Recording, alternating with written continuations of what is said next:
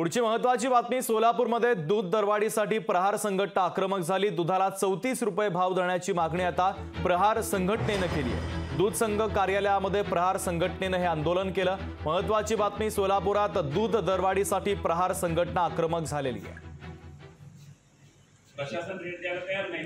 वेळोवेळी अनेक लोकांना निवडून दिले, त्यांचे साखर कारखाने झाले, त्यांचे दूध संघ झाले, अनेक सहकारी संस्था झाले, पण सामान्य शेतकऱ्याकडे लक्ष द्यायला कोणालाही वेळ नाही। शासनाचा GR 34 रुपये प्रमाणे असताना सुद्धा आम्हाला कुठल्याही पद्धतीचं शासनाकडून मदत मिळत नाही। गेल्या महिन्यातलं अनुदान राहिलेलं आहे, मागचं ते अनुदान सुद्धा मंगळवेढ्याच्या शेतकऱ्यांना मिळालं नाही।